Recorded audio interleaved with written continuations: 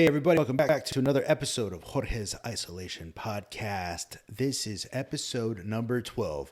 Today, I'm joined by my friend, John Gonzalez. He is the creator of True Horror Stories of Texas.com, which they cover the paranormal, cryptids, UFOs, all the strangeness within Texas. It was a fun conversation that we got to have and share. We also did share some personal experiences of the paranormal and what we think is paranormal. At least I thought mine was paranormal, but it was a fun conversation. I think you're going to enjoy this. This is perfect for the spooky season. Here is my conversation with John Gonzalez. All right. We're live with John Gonzalez of True Horror Stories of Texas. Welcome, man. How you been? It's been a while. Hi, George. How's it going, man? Thanks for having me on. It's Dude, going pretty well. How's it going with you? we're here in quarantine, just living as best as we could. Like, we left New York right before all this shit started happening. Like it wasn't even like a thing. We left in December. And we thought, this is going to be a much better life for all of us. The cost of living is a lot less. I ended up getting agents, and Rosa's still working with her school in New York. Like, everything was good. It was going to be a better life. And then COVID hits and the industry shuts down. And, we've basically been cooped up in this house. And, you're there. You and Leia are both teachers. You're there doing the online thing. How crazy is that? And you have two kids. Yeah, we got two babies running around, a Yeah. 4-year-old and a 2.5-year-old. And we're both teachers. Yeah. So we both have to work at the same time. Plus, we got the kids running around. Dude, but so nuts. I'm gonna have to admit something. I kind nice. of locked myself in the man cave here. That's amazing. And Leia kind of handles the kids. Yeah. Oh, you're lucky. That's good. The kids want mommy more than they want daddy anyway. Yeah. So yeah, she hangs out with them during that time, and she gives them activities and stuff to do. Oh, that's great. Like, it's the opposite here, since I'm the out of work actor right now. I've been taking care of on a file. We're just like playing all day, going for walks around the neighborhood. Like, we can actually do that here. There's a lot of space. And, I was going to just say something that I would instantly regret saying, is that I would say people in the valley are lazy, so no one would be outside. But since I've moved back, the one thing that has blown my mind is how many people are on these trails, whether on 2nd Street, Bicentennial, even over here on 29th. Is so many people out there getting active in the park. Like, it's a beautiful thing to see, because I never thought in a million years I'd see valley folk being active. But by choice. Right, exactly. Yeah. But it took a deadly disease to get people to get off their butts and start moving. You know what I mean? That sucks. Yeah. But both my parents caught that shit. You know what I mean? Yeah, dude. And luckily they kicked it. They were able to just kick it. Yeah, but unfortunately, there's a lot of people who weren't that lucky, including a security guard at my school and one of the head janitors. Both of them lost their lives to COVID, man. That's awful. Yeah, we had a lot of people. Our friend John, his father passed away. Oh yes, John Flores. John Flores and Mauro Flores, like, their father passed away through COVID. It's so crazy. And like, friends from New York, my friend Amanda Klutz lost her husband, Nick Cordero. And that was a big, like, national news. It was one of the bigger cases you'd see, like, on TV all the time, was her husband and whatnot. It's crazy, it's crazy. But it's a crazy time we're living in. But thanks to you, we still have some entertainment we can distract ourselves with. Tell everybody out there that's watching and listening what True Horror Stories of Texas is.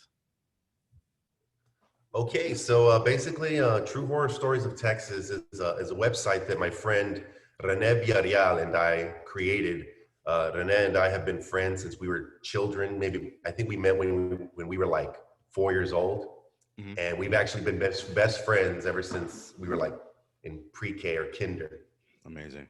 Yeah. Yeah, and so a few years ago, I think this was like in 2015, we decided to just put together a website. I actually created this Facebook page, and Yeah. I think at the time it was called True Horror Stories of South Texas or Yeah. something like that. Yeah. And I remember. so I talked to my buddy about it because he's a web designer.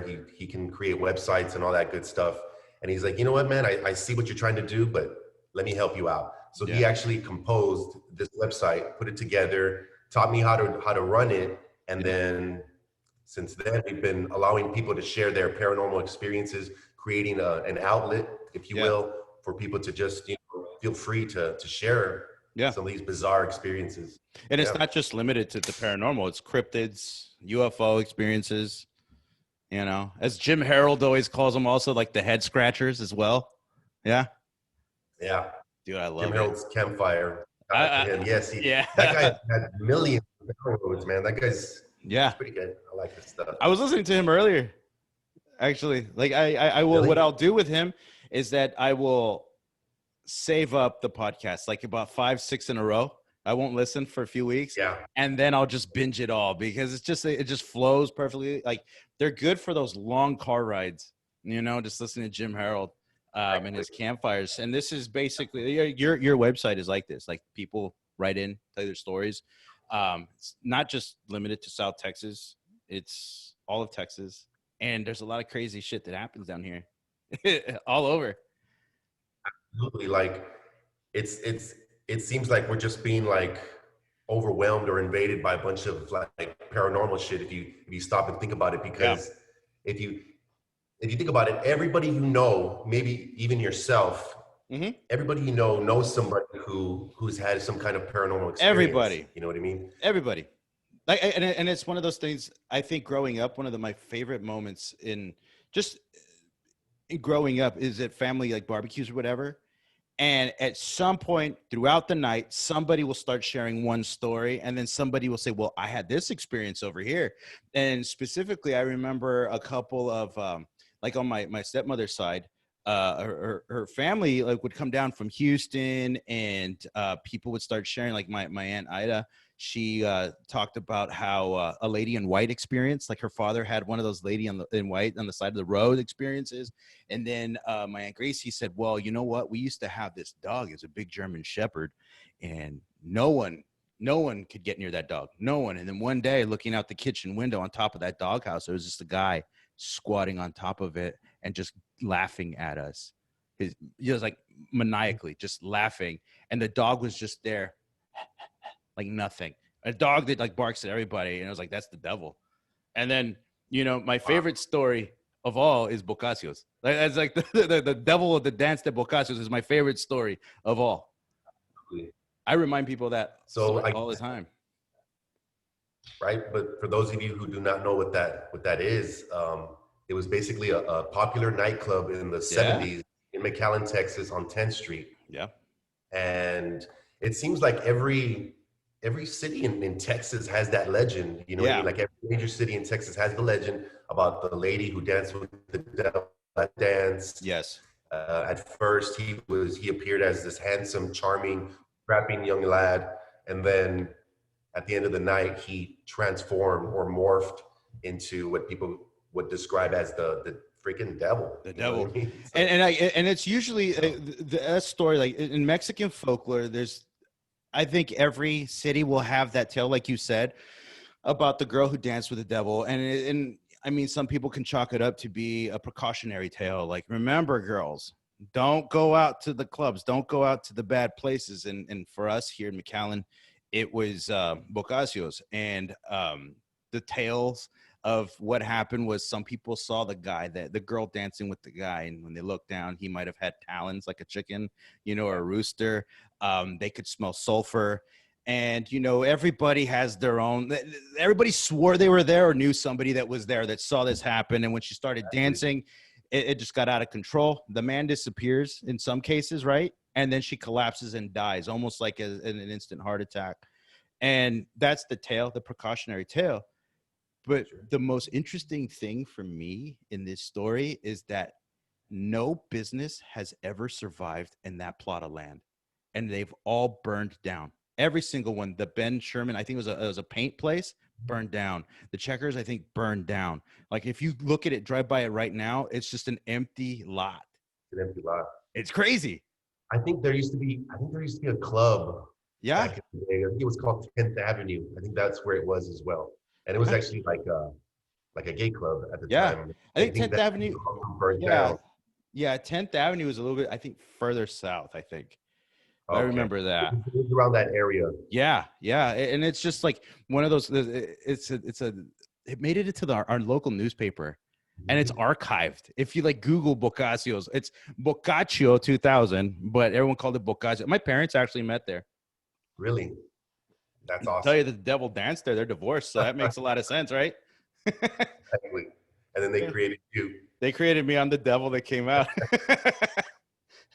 But yes, but like unlike other folklore tales or stories Yep. that pertain to this devil at the dance, these people at Bocascio's are actually, I mean, like you said, that we have actual witnesses, and there's a Yeah. dude who came out in the local newspaper in the Monitor, and Yeah. apparently he was the DJ, The DJ. Yeah. Dude, it's and an he epic started picture going too on of about, him. yeah, he even shows his face and everything. Yeah. Actually, we share that particular story on our website as well, on Yeah. truehorrorstoriesofTexas.com. Yeah, True Horror Story Texas.com. It's A little shameless plug. dude, there's no shame in that. Like this is the perfect time of year to do that. I think any time of year. I don't think we have to limit it just to October because I think spooky season is year round because this stuff happens year round. And Exactly. just like a history, like why or when did you get involved or interested in the paranormal and cryptids and all that? Like how old were you or when Well, was this? Has it been a lifelong thing? well, yeah, pretty much ever since I was a young kid, I've always been interested in the world of the supernatural and the Right. paranormal. But it all started, I guess, with my mother. She's from Donna, Texas, Okay. aka Ghost Town. Ghost Okay, that's Town. Yeah. Donna, Texas. Yeah, it's known as Ghost Town. Yeah. Isn't your wife from Donna? Yeah, dude. She was on Valverde. There you go. Dude, yeah, there's stories So there. it Yeah. married into the right person. But yes, go AKA Ghost Town. It's known for being one of the most haunted or paranormal ridden places in the whole valley. I believe it. So she's from there. And growing up, she was always telling us scary stories. And of Yeah. course, it started off as a precautionary tale. You need to go to sleep. I remember when I remember when we were little, it was you better stop playing Nintendo for so Yep. long because Yeah. the devil's gonna come out and get you. Yeah. That was Yeah. like an old thing. But yeah, so we started off listening to her ghost stories from her and her family, and then she started showing us like unsolved mysteries and Uh, things like that. Plus, the stacked you know, version, though. mixed in with all the good horror movies from the Yeah. 80s and Yeah. 90s. So, you Yeah. know, just became a fan of it. And yeah, just listening to my mom's scary stories. She also purchased a set. You remember those Time Life books, Yeah. Yeah. mysteries? Yeah. Mm-hmm. It was like there was one about aliens. There was one about The Bermuda Triangle, there had to be. That was yeah, huge in the 80s, the Bermuda Triangle and the Loch exactly, Ness Monster. Yeah. absolutely. So Yeah. she collected those books, those paranormal books, and Mm-hmm. you know, we got interested in those books and just interested in the whole world of it. And then, you know, I never stopped being interested in it, but it wasn't until pretty much I think it was 2011 or 2012 when I had this bizarre experience. I might have told you about this before. You Mm-hmm. might have seen it on the podcast, Yeah. but it was around this time of year. I believe it was like late November, and it was like 2010 or 2011. Mm-hmm. And I'm hanging out outside of my apartment at the time. I'm hanging out in the parking lot with my buddy. I have my tailgate down. It was just a small apartment complex, a fourplex.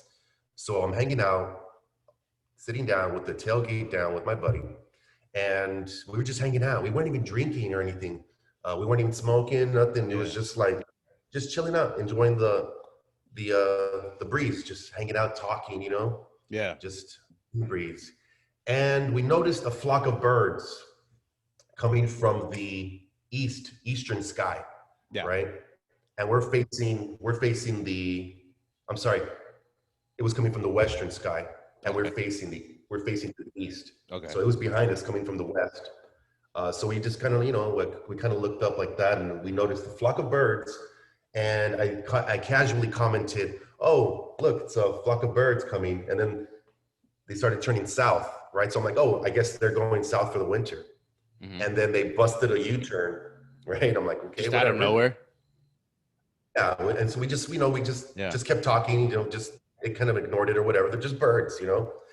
And then they flew over the apartment complex about, I'd say, 40 feet from the Yeah. ground.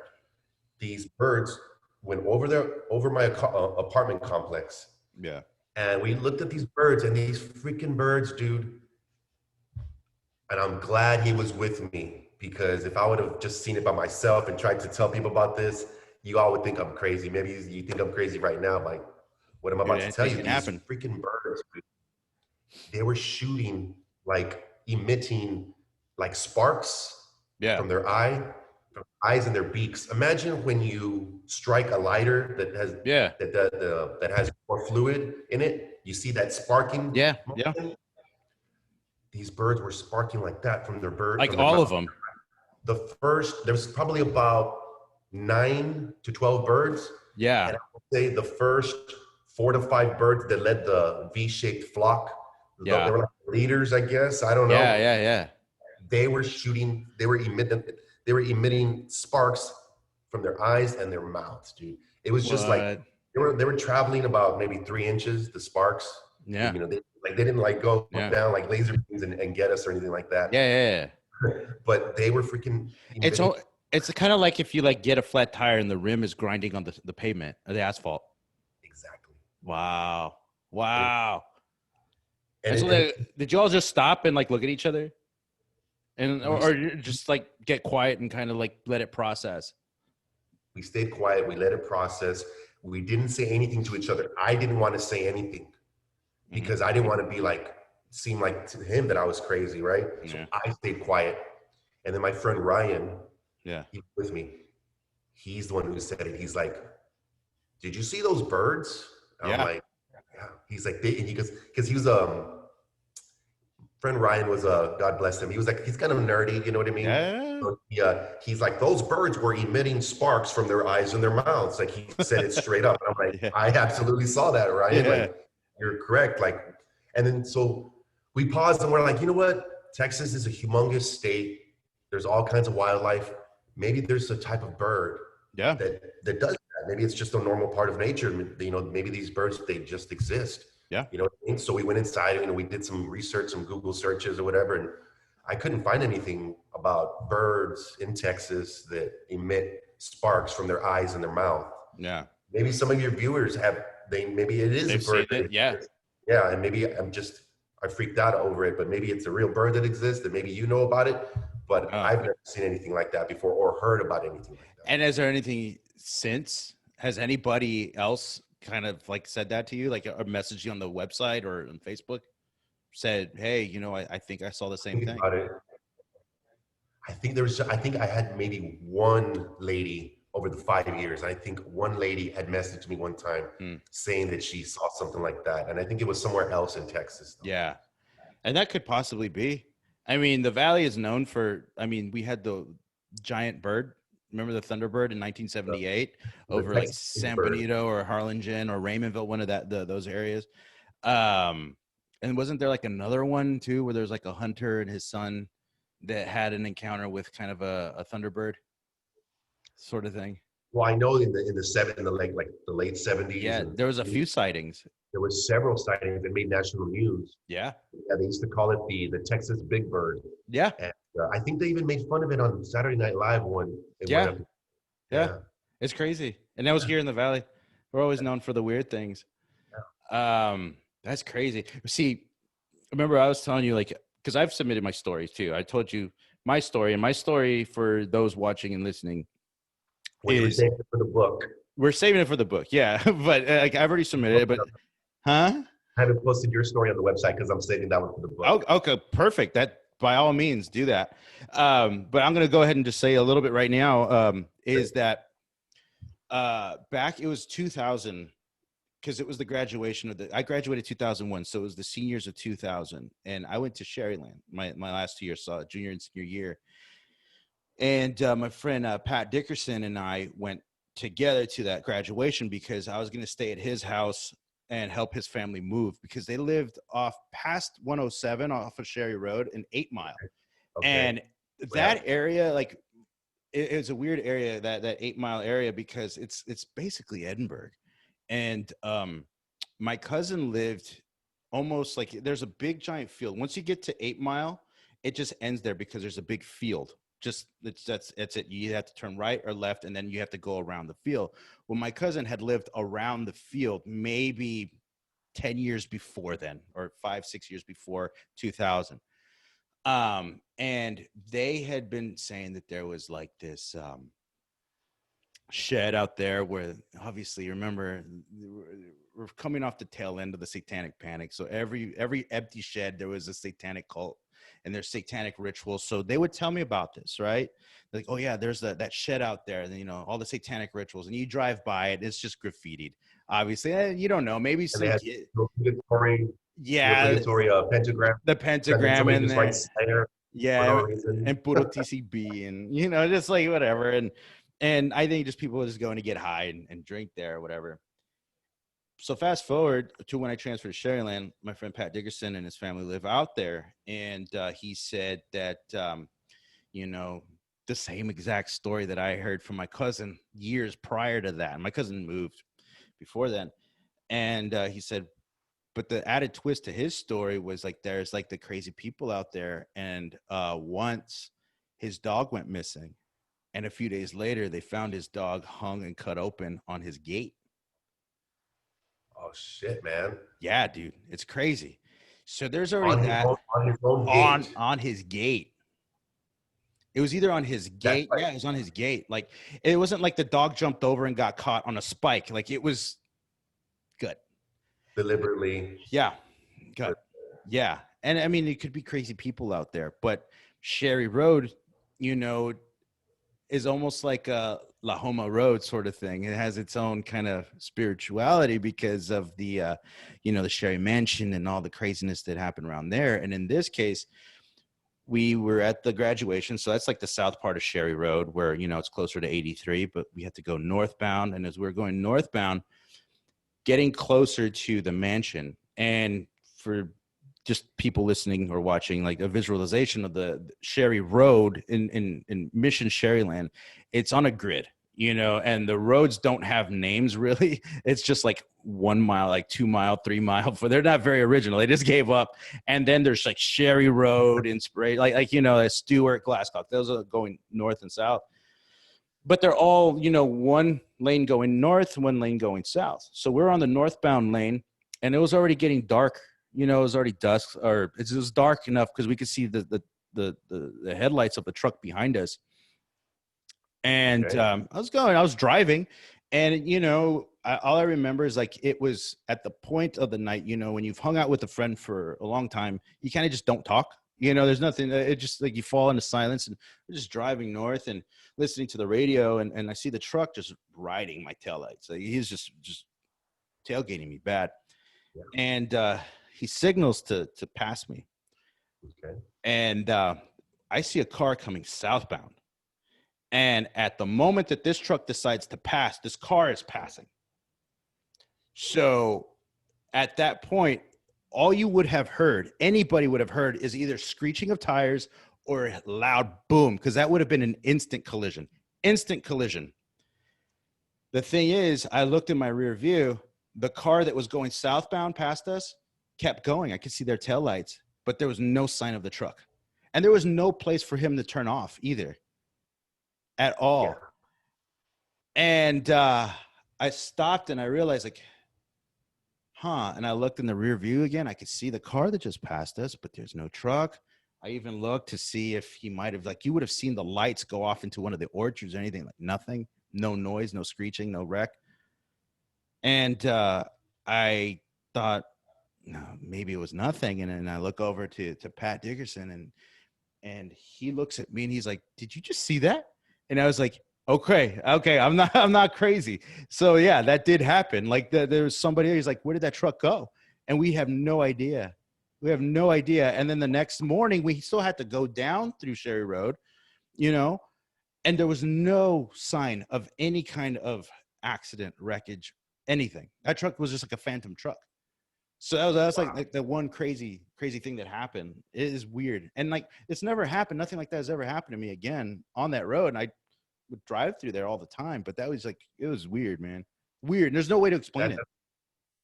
that's funny that you say that because we actually received a story on our website. Somebody out in Edinburgh, North Yeah, Edinburgh. Uh, I forgot what street it is. It's that street where Trevino's bar is. It's yeah. 281. yeah. Is it 281? Okay. Yeah, So I believe they were traveling in that area, and this car, this lady, she's driving, and she says that this old like '56 Chevy, all rusted yeah, up and just all beat up, was like riding her ass. And yeah. I think it she moved over to the side of the she moved over to the next lane and allowed this car to pass her. And she said that when she looked into the passenger seat to see, who's messing with her, that there was nobody driving. It was like a Nobody driver. at all. Yeah. And then what happens to the truck? She say like it just vanishes, or like She said that she stopped, or like she slowed down like big time, yeah, just to avoid that car. Like she just like, oh, she got creeped out, yeah, and she slowed down, and that thing just passed and took off. But yeah, she dude. claimed that it was a driverless car, an old '56 like Chevy, just Dude, beat that's up. crazy. So there's phantom trucks. That makes sense. There's a lot of farms in that area, a lot of orchards, and especially like over there by Trevino's, like it's all farm. It turns into a monte out there. Mhm. It's all crazy. I That's close. actually I That's moved closer out to to like Monte Cristo, isn't it? I live off of Monte Cristo. I Okay, live yeah, just north of Monte, so it's East Edinburgh, just north of Monte Cristo, in the neighborhood, yeah, right there. Elias Tamales. I don't know if you know where that's at yeah, yeah, in yeah, Edinburgh. yeah. So right, just like right behind it, there's a neighborhood, and that's where I'm at.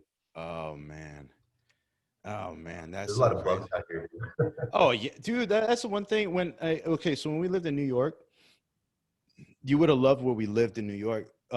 It was in Jersey City, so it's right across the river from Manhattan, and it was just they call Jersey City like the sixth borough.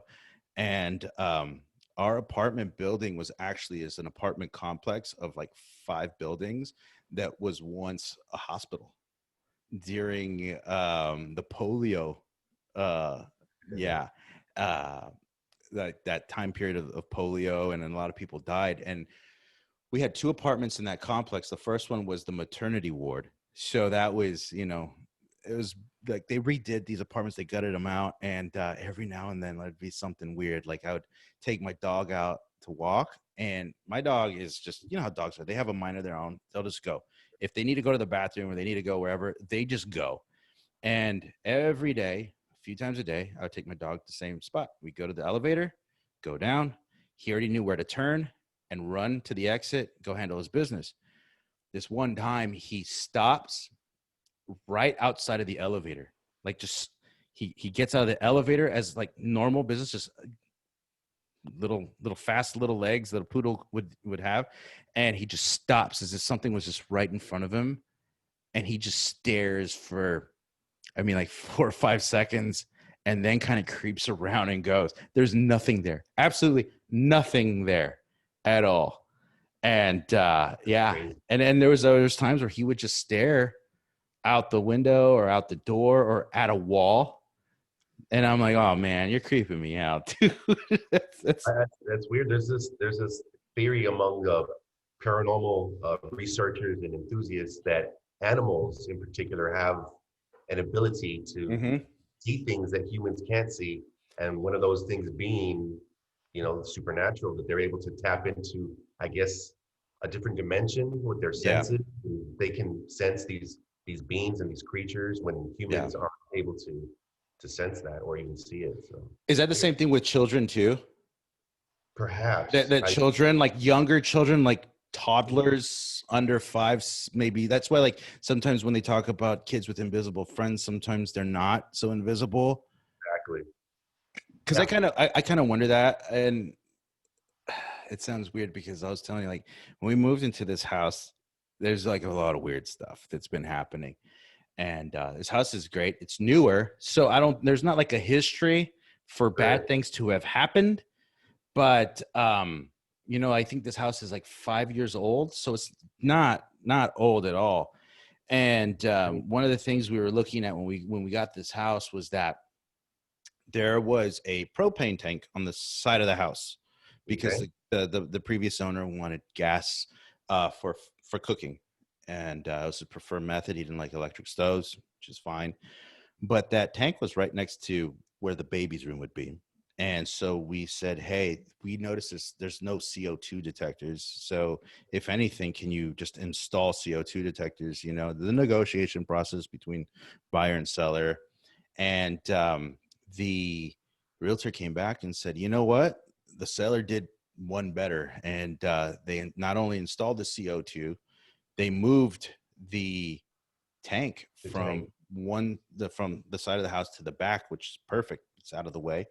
And we're like, okay, cool. So we're doing the inspection of the house, and we noticed that there was a sink. We had these glass sinks in the master bath, and one of them was chipped on the corner. We're like, okay, um, that's whatever it is. We noticed it, and then we came back for a second inspection after that, and the sink was gone. And I guess the contractor decided to take it out and buff it out himself.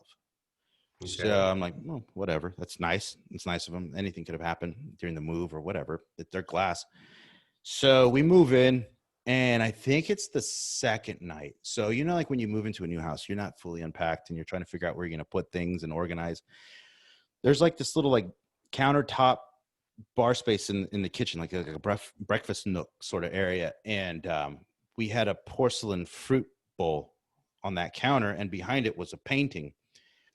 Mind you, Okay. this fruit bowl and this painting that was right behind it have been there for like 3 days, like since we were moving. Like we didn't even like sleep in the house yet. We had already had this stuff here for a few days. They had not moved at all. So we're sleeping, and maybe 2 hours in, like we say we fell asleep like at 10:30, 11. This thing, no, it fell at 3 o'clock. The Three witching o'clock. hour. Yes, the witching hour. All of a sudden, we hear this loud crash. Crazy, right? We get up. I get a knife. I don't have a gun with me. And I'm like, I get a knife. I'm like, you stay here. I'm going to check, see if the baby's okay. And I had like a hunting knife, like a butcher knife. And I go out and I check, and I see this basket, and this painting was tipped over. Why the painting fell and decided to fall after 3 or 4 days in that one position, and the painting's not heavy, and it's not heavy enough to even tip over this thing, this bowl, but there's pieces everywhere. So I thought that was super weird, right? And that's day one. And then all of a sudden, I go and I check on the kid. The kid's asleep. She's fine. She didn't wake up. Okay, we clean it up. And I'm like, man, this is so weird. And I'm like, what if there's a ghost? I start thinking, that's the first thing I'm thinking. What if there's a ghost? And then Rose is like, Rose is my wife, for all y'all that are listening and watching. She's like, there's not a ghost. And I'm like, you don't know that. And then I start going off with the theories. It's like, wait, what about this? What about this? What if that chip on the sink is due to some hanky panky going on between the contractor? Maybe had a lady friend over. He pushes her over, hits her head. She's dead. They moved the tank, hide the body where the tank was. Voila, now we got a ghost. And Rose is like, shut up. That's the dumbest thing. I'm like, it's just a theory, right? Remind you, that's Fucking screenplay right there. that's a screenplay. It's like what lies beneath. That's what I was saying. It's like Michelle Pfeiffer. And so then I continue with that theory, and Rose is like, that's stupid. Well, also on that side of the house where that tank was, there's like a porch, and there's an entrance there. And man, I swear that door has opened by itself and has stayed open like 4 or 5 times. Like it's just opened. It's been locked. I remember checking the door, and like when you check it, you push and pull, like everything's good. I check it before bed. It stayed open, and it's been open. We've come home sometimes, and it's open. We check the cameras, nothing. Crazy. Yeah, dude. Right. And this happened again like 2 weeks ago. I came home, and I just see that door is wide open. So I go and search the whole house to check the cameras. Nothing, dude. It's just open. And there's nothing, there's no camera right on the door. It's right outside of the house. So you could see if someone comes in and out of that side, but not the actual door itself.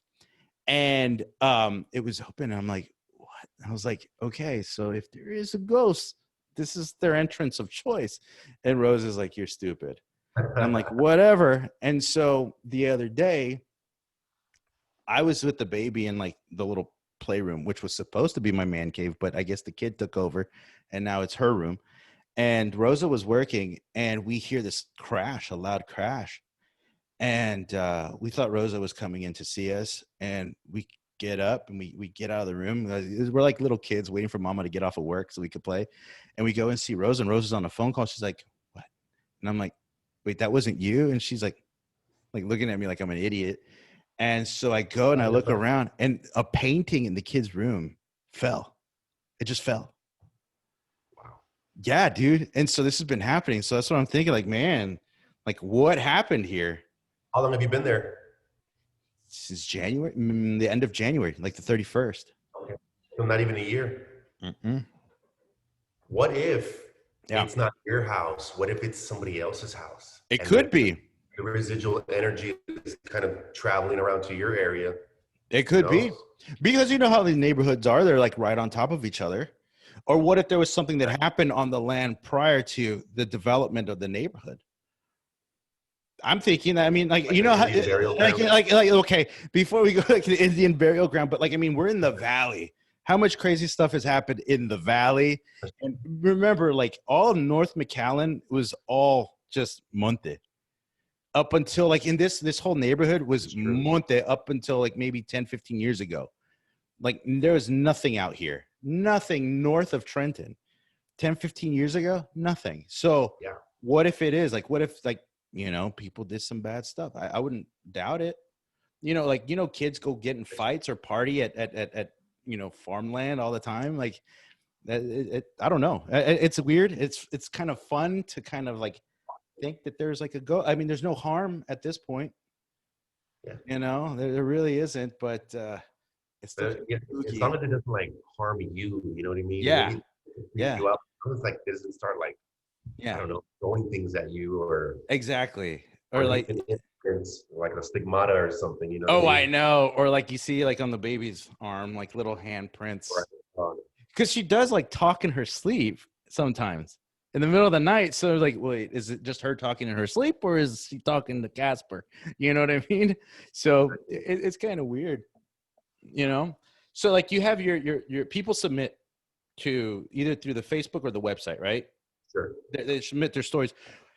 Has there ever been a story that's really like knocked you off your socks? Like you wish that you could have seen it, been there, or like you really have to follow through because it's that unbelievable, or you try to take everything, you know, fairly or with a grain of salt sometimes, or no, well, I mean, there are several stories on there that have, you know, just straight up freaked me out, like you say, you know, made me want to know more about the story or even experience it for myself. But I guess one story that I guess sticks out would be I had made a little bit of notes here. Yeah. There's this lady, her name is Veronica from Brownsville, Texas. Yeah. And this was this is a story that we received early on when we started with the website about almost 5 years ago. And so Veronica's traveling in rural Brownsville. So she's up in Brownsville. She's traveling, and she says she sees like something in the middle of the street, right? And she thought it was like a bag, like a black trash bag at first, right? And upon closer inspection, as she's traveling closer to this thing, she notices that it's like I guess what you could call a humanoid of some sort. And it has like, according to Veronica, it was like, it had like black wings. And this thing literally sprouted wings like a bat. And she said that it took some steps and then it freaking took off like flying. And I think it landed in a tree nearby. Like the Jeepers Creepers guy. That's weird, right? It's just like, but she says like, she's like, I know it sounds funny or whatever, but if she could compare it to something, she would compare it to that creature from Jeepers Creepers. And the thing about that story with Veronica from Brownsville, she's not the only one, dude. Like we've literally received several flying winged humanoid creatures from all over the valley and even other sections of Texas. Is it like predominantly though, like if you're getting them from the valley, is it predominantly in kind of like the eastern part of the valley, like Brownsville, Raymondville, sort of Harlingen area? To be honest, it's all over. All over, really? Even here, like in Mission I and was going to say Allen? our most popular cities that we've received stories for is Donna Yeah, and Mission. yeah, For some reason, yeah. those towns have given us a lot of stories. Because Mission is very interesting. If you go like closer to like the Alton area or way out there on Lahoma Road or Inspiration Road, where it's just out there, there's nothing. It's desolate. Like there's a lot to be seen. And I remember like I used to do a route when we were at Pan Am, and I would just like it would freak me out. Like you get this kind of energy out there. In when I was a courier, I would have to drive through that area, go to Rio and all that, but like there's just nothing out there, and it's kind of like that in like in the valley. It's I try to explain what the Rio Grande Valley is to people who don't know what the Rio Grande Valley is without talking about kids in cages. It's just like you're in the city, and within 5 minutes it's in a rural area. You know, within just 2-3 streets, you can be on a farm or a ranch. Like it's crazy down here like that. And there's a lot of space and there's a lot of stuff that could be seen. You know, and Lahoma Road, didn't you say like Lahoma Road seems to be the most haunted, or is it Los Ebanos? It's yeah, we've received stories from both roads, but Yeah. in particular, La Homa Road, for some reason, in Mission, Texas, happens to be one of our most, I guess, haunted locations. We've received several different stories from that location. Everything from like with ladies in white walking on the street. I've Yeah, received dude. stories about like this crawling humanoid creature Yeah. that crossed the road, and he said the person who sent it in said that it was like a man, like a person, Yeah. and that they like scampered across the street like on all fours. You know what I mean? Unless it's just like a crackhead or something like that, Yeah, it right? could be. Yeah, But yeah, yeah. yeah, that's Maybe the drugs are we good enough. Yeah. are by the border. So, Yeah. but yeah, that's that road. It's pretty heavy with the paranormal. Is there do you get a lot of stories about duendes? Like I'm so fascinated by duendes. Yeah. Um, we have received several different Duende stories as well. Um, Duende or let me gnomes let me for try to think of our, one. our white listenership. Oh yeah, they're so basically these creatures known as duendes. Um, they're basically like little goblins or little elves, little gnomes. Pretty much every civilization around the world has their own versions of Mm, these little gnomes. Like in Iceland, they have, you know, that's like it's super popular in Iceland. It's like yeah. it's so accepted that there's gnomes running around everywhere. But yeah, Yeah. in America and in South Texas, they're known as duendes. Yeah. So yes, there was one particular story that we received. I remember there was a guy named Juan V. And so Juan V sent in a story about his grandfather, a story that his own grandfather had told him when he was younger. So that basically this must have been like in the 30s when the grandpa was really young. The grandpa passed away like in 1998. So he was really young and he was hanging out playing with his siblings outside. You know what I mean? You know, like kids used to do before the internet. You know, they Yeah. would actually go outside and play. The good So old they're days. outside hanging out. It was a summer night, and they decided, you know what? Let's go inside the house already. It's getting a little bit late. When they noticed down the street next to the drainage system on the side of the road, they saw these little figures, and they at first they assumed they were just rats, Yeah. right? So they're like, oh, there's just little rodents or whatever, right? And then upon further inspection, right, they got closer and they're like, no, dude, like those are like little people, right? So these Hmm. kids saw these little people, and they got closer, and they said that they heard these little creatures speaking in a disembodied language that they just Yeah. didn't understand. Yeah. That apparently one of them knew English. So Yeah. they started talking to these little kids and telling these little kids that they've been around for thousands of years, and Yeah. that every once in a while they'll surface just to check out. Hmm. And yeah, and that's a story that granddad had remembered from when he was a child, and that was in La Feria, Texas. La Feria. Yeah. Wow. What is the most common kind of story you get? Was it either paranormal? Is it UFO? Is there a lot of UFO sightings here in South Texas or no? Yeah, we've actually we've received several different UFO stories. One of them being from the McAllen International Airport. Some dude sent in a picture. It was a little Yeah. bit shaky. The picture was a little bit, I guess, raw. You couldn't really make out Yeah. too perfectly what it was. But as with most paranormal anomalies, you always have to have the worst picture Obviously. available as Yeah. proof. Yeah. So with So, that, yeah, with so that, yeah, he sent us this. I mean, no. So he sent that in, and there is like What's that? evidence. So he sent in that picture. Yeah, it was like he sent us a picture and he said that he saw this a craft, like this Yeah. weird unknown craft in the sky, and he's like, it wasn't a plane. Like in his theory, he thinks it was a UFO. Yeah. But yeah, that's UFOs, cryptids, which is another category. Yeah. Cryptids are usually known as creatures that are not scientifically proven to exist. Yeah. You know what I mean? Like Yeah. our chupacabras, our Bigfoots, flying humanoids, duendes, Doing this. uh, Yeah. The name a Loch few. Ness monster. Yeah. Yeah. The Loch Ness Monster, That's one of what the got most me. famous cryptids. Oh yeah, dude. That was when I was in elementary. They had these books, and I remember they were green. And on the cover, there was either like a Bigfoot or the Loch Ness monster or UFOs. And I would have those on a rotation. So it was like the Bigfoot, Loch Ness monster, UFOs on a rotation with the scary stories to tell in the dark, and like the three of the scary stories books.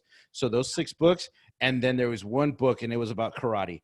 So it had like people doing like horrible karate moves, horrible. So those I think that's when I really got into. Oh, and the stories that must not die. Those are awesome. That's I think like I have still have those books around here somewhere. I have that book somewhere around here, and that's been a huge inspiration.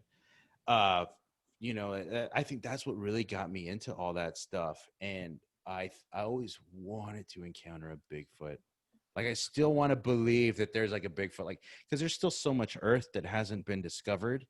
Absolutely. Like in the Congo or even in the Pacific Northwest, it's so dense now, and even Absolutely. in the rainforest, I mean, but they're cutting it down so fast. Like, they're still discovering different sorts of species in the Congo and in the Pacific Northwest that I truly would love to like see them actually get a specimen of like a Bigfoot or some sort of cryptid that would, you know what? The year is not over, and the way 2020 has been, I wouldn't doubt that something. I mean, they've already released alien footage, right? They're the Yeah. spacecraft. Oh, that's the thing. It's Yeah. just like, oh, here's some alien footage for you guys. No big deal. You know what I mean? And But what speaking do you? of Bigfoot, Yeah. Do we have a Bigfoot down here? we've actually we have something down here. We have something known as the San Benito Dog Man. Okay, so I Okay. don't know. Yeah. You probably see the video. We posted Yeah. this one last year. Yeah. A couple of dudes in San Benito. They're fishing in a little lake, Yeah. and they're recording. I think they're fishing for catan, alligator gar, right? Yeah. So I guess they're just they're filming in the water, just as people do. They're just messing around, and all of a sudden they turn to the I guess the land part, or the edge, the water's edge, Yeah. right? And they see something hunched over drinking water, right? And one Yeah. of the dudes says, because they're Rasa, they're from the Yeah. valley.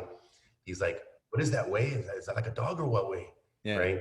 And then the other guy's filming it, and then that thing stands up on its Yeah. hind legs, dude. And then it goes back on all fours and it scampers out into the woods. Yeah. And the reaction was just like he freaked out. You know what I mean? No He sent manches, that way. footage in. I think actually he said the V word, la Oh, V. yeah. Allah. Yeah, Yeah. another common phrase used in the Rio Grande Valley. But yes, we sent the footage into George Norrie at Coast to Coast Oh, AM. nice. Coast to Coast AM Yeah. being probably the most prominent the most recognized paranormal radio show in the world. You know what I mean? They're like the So OGs yes, they're like the of this. godfather of Yeah. paranormal radio. Yeah. Sent it into them. They posted it on their website, and it went viral worldwide, man. Really. Yeah, I think Nuke's top 15 or top five on YouTube. I think they covered it. Slapped Ham on YouTube covered it. Like a bunch of different outlets covered it. Even some from Mexico. They actually sent us a link, and in Mexico they covered the story as well. So yeah, we Really. were the first ones to break that story, and it got Dude, around. So congrats on yes, there that. is some type of And thanks, has brother. anybody else There's come some type of through creature and out like, there. yeah, has anybody else said like, hey, I've seen this too? As other people have come forward? Absolutely. There's another guy named Scotty out of Harlingen or San Yeah. Benito area, the same Dude, area. it's just that same And area. Yeah. he saw this hairy humanoid creature eating out of a trash can, out of like a dumpster. And I think he called the police, Yeah. but like the cops were like, "Oh yeah, what are you talking about, dude? You're crazy." You know what Of I mean? course. Yeah, we received we've received quite a few Yeah. different Bigfoot stories, and as a matter Really? of fact, we're going to be putting together a documentary for the website on Yeah. based on hairy humanoids in South Texas. I'm a hairy humanoid from South Texas. Uh, there's a if you go through like the back roads, because you know, like the most common route to South Padre from here would Yes. be, you know, through 83, Expressway 83. And that's just, it's all expressway. And then you have to go through like Los Fresnos and all that area. But I've gone a couple of times through like the back way, like Back through by the Rio outskirts Hondo. with the Yeah. pole. Yeah. Yeah. And I would not doubt that there's stuff out there too. You know, if you're going to see a chupacabra, if you're going to see anything like that sort of thing, it's going to be out there because it's just, we don't have forests down here. You know, there's nothing like that, but we have monte, which is kind of like brushland and like mesquite trees, and like it's pretty dense with that sort of stuff. And I would not doubt that there's something like that out there We hiding. actually we actually received a story from a guy who claimed to have seen like I guess it would be considered like a hellhound. You know what I mean? Okay. Yeah. There's basically like an all black dog with red eyes. Yeah. In different civilizations around the world, they're actually known as different things, and people have considered them harbingers of death. That apparently it's like a bad luck omen to see Yeah. these dogs. So some guy he said he saw an enormous looking wolf-like creature out there, and Yeah. it had some glowing eyes to it. But then some professor actually commented on the story, and he says that there's actually some kind of wolf out there that exists. So it might have been just a wolf that exists out there. But It according could to the be. witness, it Yeah. was like a like a strange, bizarre looking like wolf-like cryptid creature with Yeah. glowing eyes. But it might like that guy said, it might have just been a regular animal, It regular could have wolf. been. It's not very commonly seen down here. So then Yeah. what is the future for True Horror Stories in Texas? I know you have a book coming out, which is really cool. Congrats on that. So thank you very much for that. Yes, we're trying to get the book done. We Yeah. actually have an amazing artist that's working with us. We've actually considered him a part of the True Horror Stories of Texas crew. His name is Delvis Cortez, Nice. and he's a teacher as well, and he's an amazing artist. He's an art teacher. So yeah, his art is just phenomenal. He's really good at it, and Yeah. he's already composed a few different pictures for us, and he's going to be Perfect. doing the illustration for Yeah. the book.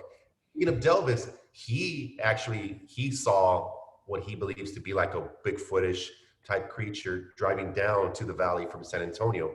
You know Yeah.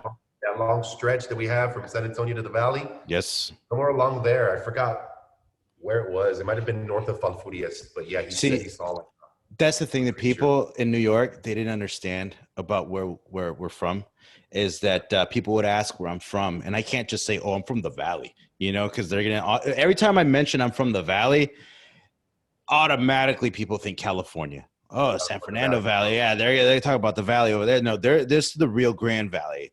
And I would say I'm just from South Texas. And they're like, oh, San Antonio. And I'm like, that ain't South Going, Texas. That's like Central Texas. Like we're yeah, 4 hours south of there.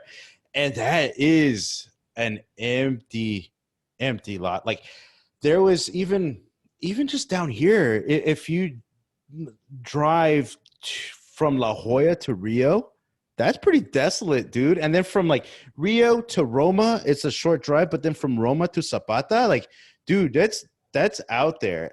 That's out there. I remember there was a I mentioned before I was a courier when I was at Pan Am, like we were an undergrad, and I would deliver medications to nursing homes. And my job was done. I'd start like at 2 o'clock in the afternoon, and I wouldn't finish till about 2 o'clock at night. And my end of the route would be in Zapata.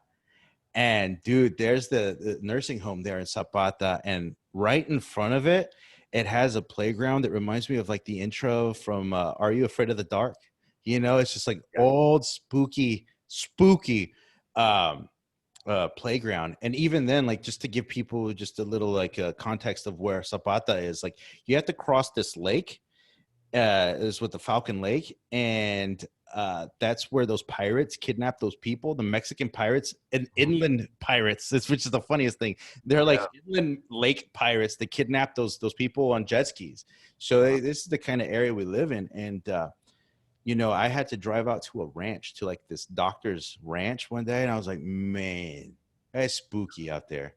That is so spooky. Yeah, and a lot of this area in the valley, I mean, it used to be former war zones, Yeah. basically. Robert E. Lee Yeah. had his army down here, Pancho Villa. Yeah. So I mean, there's always been battles down here in the valley, and And in maybe some of that. Brownsville too. As a matter of There's fact, like the ghost store, the ghost soldiers.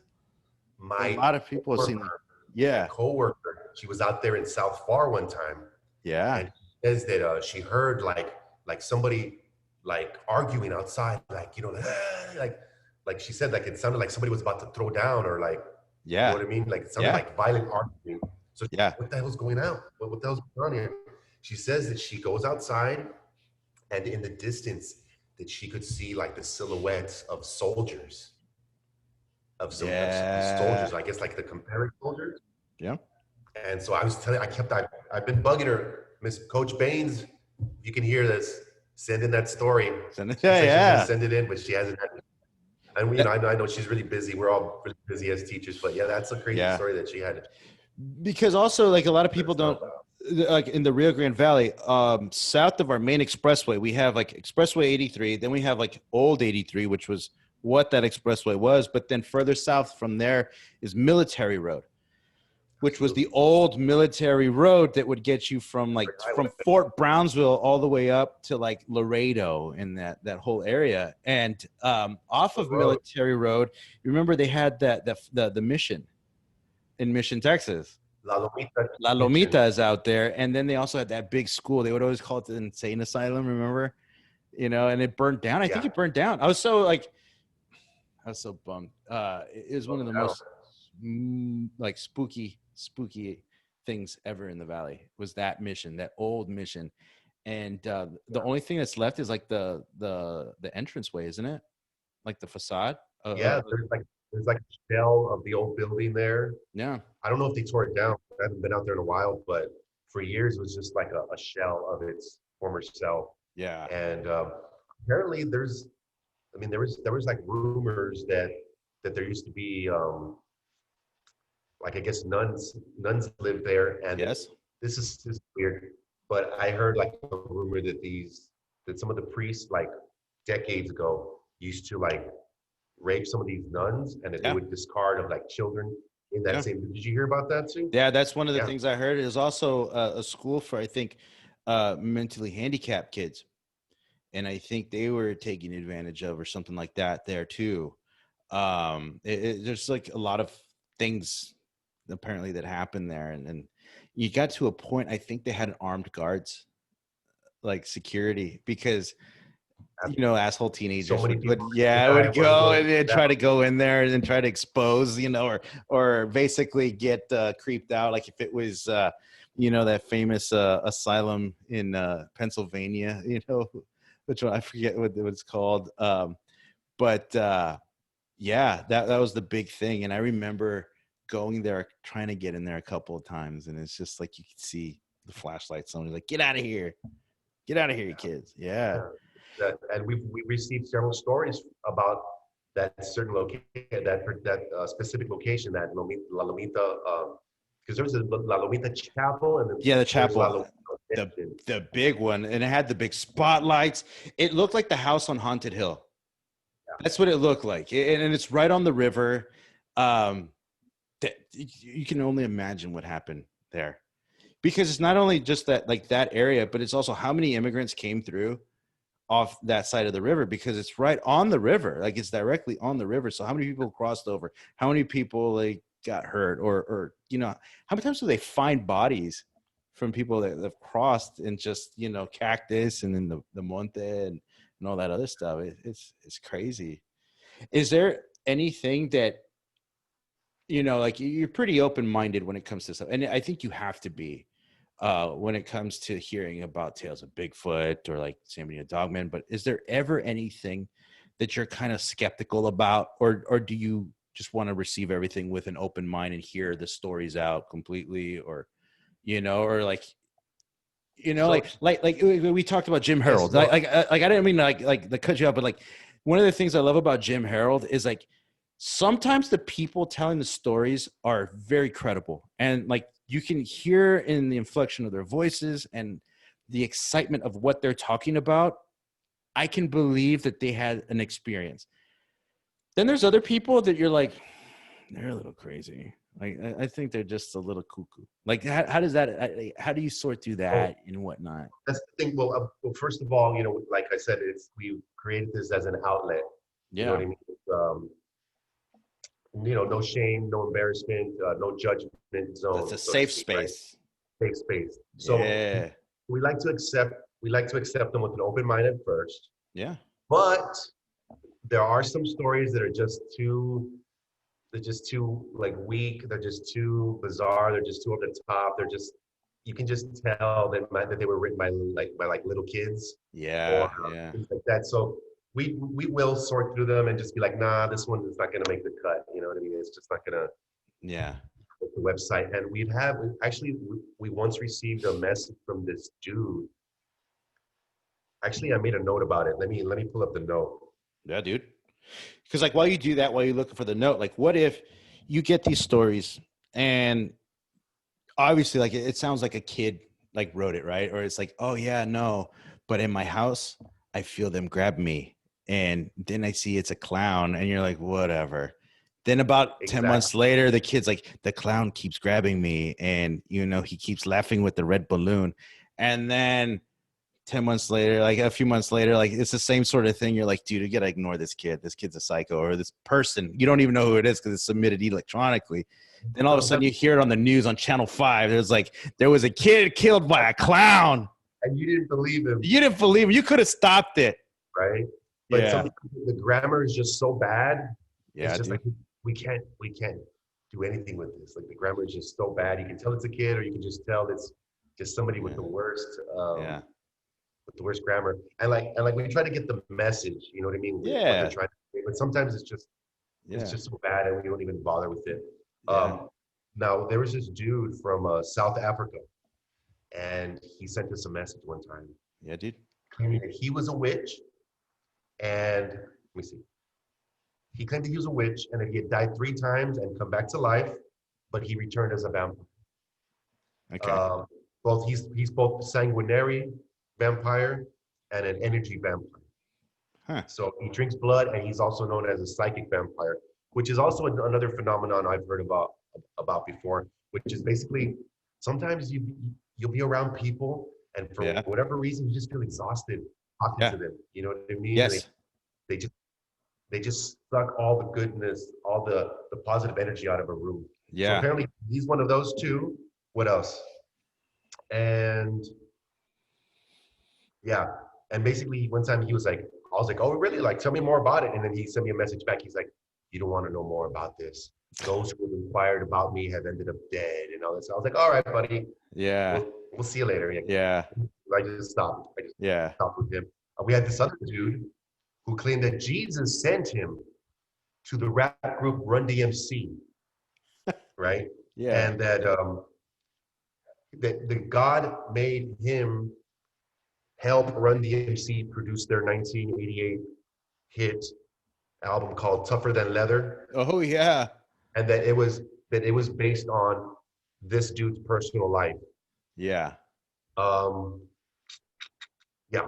So, and I was just like weird. I was just like, what the hell are you talking about, man? Like, Yeah. and the thing is, I was like, oh well. I mean, I thought, well, maybe he knows Run DMC personally and this and that, but no, Yeah. he doesn't even know them. He just claims that his life is about his that their album is about his life, Yeah. but he has no proof. So this is the kind of things that we'll deal with from And time to time. I'm sure you're gonna get. I mean, only from time to time. I'm sure you get it often. Like, I mean, you're dealing like with a very, very interesting, I don't know, you're with interesting content to say the least, and it's Sure. fun. But there's genuine people that believe in a lot of things, and there's things that I think could be seen, and then you teeter on the road of like craziness sometimes, insanity, because like what if it's drug induced, what if it's just psychotic or a psychotic or schizophrenic episodes. It's kind of like the whole the exorcism of Emily Rose. Was it the Annalise Michel, the real story in Germany, where you know the priest said she was dealing with a demon, and then doctor said no, she's just malnourished and she's having psychotic episodes or she's having seizures, and they go back and forth, but you don't know who's right or who's wrong at the end of the day. And I think the priest is the one who gets charged with her murder because she ends up dying because she's so malnourished. But there's like, yeah, it's just very there's the negligence. And I think it was the priest and I think his assistant or the parents, somebody it's charged, like the real story. And was it Scott Derrickson who directed that and wrote it, did a really good job like staying tuned to that, like, or that movie Frailty, remember Matt McConaughey and like I Bill love that Paxton. movie. And it's like it's one of those things where like you just said, like this guy from South Africa swears he's a vampire, and like what if this family, like in this What if movie he is? Frailty, like what if they really are. Like you don't. It's hard to believe sometimes, but what if? Yeah, 'Cause, like, what if these people swear that they were killing these demons, and we don't know if they are or not, if they're really demons or if they're just bad people or just normal people? It's crazy. It's very exactly. fascinating. That's So so we cool. get a good mixture of it all. Yeah.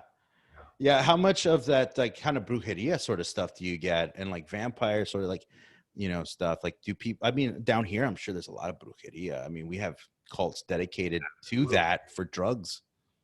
Exactly.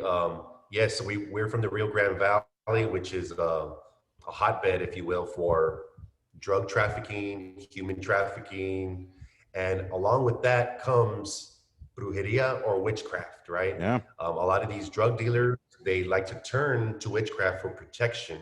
So we do have an abundance of witchcraft. And as a matter of fact, Donna, Texas, Yeah. in my opinion, is probably one of the most abundant witchcraft locations in the whole Really. valley. Yes, there's a lot of like the witchcraft stories we've received. A lot of them have come from Donna, Texas. Yeah. Stories about actually on our website there was this one story about this guy who had been practicing witchcraft, and he would see La Santa Muerte, or death, Yeah. walking around his house.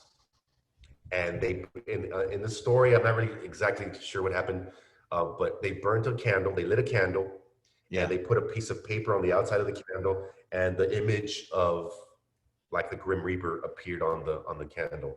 As a matter of fact, if you go to the website, I'll show it to you later. But yeah, that's Yeah. this story about witchcraft that somebody sent in to us, and they sent in the picture too of the candle with the image of La Santa Muerte on there. Yeah. Yeah. And I think for everyone listening or watching, um, give a little bit more feedback on that is if you Google Mark Kilroy and that whole thing, like that'll give you an idea of the kinds of like drug cults there are. Like Mark Kilroy, it's an interesting story. It was a spring breaker who went missing in 1989, and I think it was 89, and like 12 days or a few weeks later, they found his body along with like 12 others, and they were all mutilated and cooked up by this cult. And that's, you know, the story of Mark Kilroy, and like it kind of like set off this like chain reaction of like drug cults Yeah. down here, and the narco cults, and you know, the Santa Muerte, like you see it, like, you know, like if they have the Santa Muerte on their the back of their vehicle, the sticker or whatever, you know, what their profession is. It's easy to tell. Like I, that I was like they're bigger. letting you know. Yeah. It's like I remember when I worked at the gym down here, like when it was Cornerstone Fitness Center, not True Fit. Yeah. It was a very interesting mix of people that worked out there, because, dude, like there was days where you would see a drug dealer benching and a DEA agent spotting them, or vice versa. You know, like there's just like they knew exactly what they did. Like they would come at the front desk like, "Hey, he's a doper, isn't he?" And I'm like, I don't know. I'm not gonna snitch on nobody. And then the other way is like, "Hey, he's a cop, right? He's DEA." And I'm like, yeah, I think so. I don't know. Like it's just like they knew, but you know that's what they would do. That is like the time to work out. It was a safe space for them. Like But we have like our safe space, that was the safe. that was their little safe space, is the gym. But yeah, dude. Well, this has been so fun. Like it's great. And so before I go though, like so you have the book coming out. Do you plan on going, you know, in the visual medium? I know you've toyed around with some shorts before, with some horror, documentary. I think you were working on a documentary before. Like, do you have any more of that coming out? So we're going to be doing what we would consider a radio theater program as well. Nice. What we're going to do is we're going to be dissecting some of the stories Mm-hmm. and adding dialogue to them. And basically, Sweet. and it's like imagine watching a movie without the video. You just hear the audio of the story. Yeah. Yeah. So we're gonna script it out and stuff, and have some actors and stuff come on and do some of the dialogue for the stories. Beautiful. So we're gonna start a radio theater thing. We'll also be working on short documentaries as well, and we also want to be getting into some short films as well, like like Creep Show, things like that. So Absolutely. so we want to put some stories together based on, or some films together based on the stories on the website. Sweet. That's perfect, Yeah. man. And as always, Actually, this summer I got to work with some producers from the show Destination X and Destination Unknown. Yeah. With Josh Gates. Yeah. So yeah, they contacted me because I guess they were trying to look for stories in the East Texas thicket. Yeah. Which is a big forest in East Texas. It's I've been stuck there. You have? Yes. Okay. And yes. There's the famous Saratoga Lights there. Okay. Yeah. Yeah. You heard about that before? Yes, I have. Every night at midnight, there's this orb of light that appears in the forest, and nobody has an explanation for why it's there. Yeah. So they called me, and they tasked me of finding a bunch of witnesses for them. Yeah. So I went, scavenging the website and located a bunch of witnesses, contacted the witnesses, and set up like shoots for them and stuff like that. So that was a lot of fun. Getting to work with them. So hopefully we get to do more of that in the future. I would love to have our own show. You know what I mean? Kind of like Destination, or what is Monsters in America? Like Monsters Mystery. But you get David Bowles on there. Yeah, that's right. He's a local artist, author rather. He's I have his author, book too. professor. My wife, I think. Yeah, UTRGV, which is really cool. Cool. Yeah, I have a couple of his books too. And it's amazing because he also goes into like Mexican folklore, and like the histories of the different cryptids and the different stories. So it's really cool. So he's an abundance of information as well. So dude, good luck with all that. I really hope to see that come to fruition. And as always, like if you want to get entertained and you want to really make spooky season like legit, go to truehorrorstoriesoftexas.com, right? And we can also find you on Facebook, right? True Horror Stories of Texas is the group. There's great stories in there. It's fun. Like it's one of those websites that if you click, you're gonna go down a rabbit hole forever and ever and ever, and then you're gonna start recalling different experiences, and then stuff that you kind of dismiss. This is what happens to me. Like you start questioning, like, wait a minute, maybe that is what happened to me back in the summer of 6th grade when I saw this. Maybe I wasn't crazy. Maybe, and it's one of those websites. It's fun. You should share it with your friends. You're gonna send stories back and forth. It's one of those things, and you're gonna see stuff from where you're at. You know, stuff happens everywhere. So thank you for joining me. Can we find you on social media as Sure. well? Yeah, you can find me on. I think I have a Twitter too. I got Instagram, and of course Facebook. You can find me. Just look up John Gonzalez. You know, send me a friend request. Send me a message. Say what's up. Yeah. Love to hear from you guys. Yeah, dude. And if you're into like the paranormal cryptids, like I said, this is such fun. Like there's days where I will literally just get lost, like a rabbit hole. I'll rabbit hole it, and even go back and check it out constantly and reference different things. And you know, I'm a sucker for this stuff. I love it, and I do want to see a cryptid before I die. That's like my goal. So thanks Cool. again, man. I Well, hey George, appreciate it. thank you so much for having me, man. Yeah, absolutely. And And once thank you this, for supporting always Texas. True Horror Stories of Texas. See, he's There it wearing the is. hoodie, the dry fit hoodie, which is going to protect you from the sun. And it protected me. I have mine, and I wore it when I was clearing brush after the hurricane, and it protected me from the sun. Thank you so much. I love it. It kept me cool, and I didn't die. So you saved my life with Hey, that. um, every time we get a new batch of shirts, you know, we always send you one. So Awesome, man. I appreciate that so much. And let's get together once this COVID crap is done. There you go. You're ready for COVID. That's amazing. You're ready for Halloween and COVID. True all horror right, story. guys. All right, man. Thank you so much. Have a good We'll one. talk to you soon, all right. Yeah, man. Take care. Bye bye. Bye.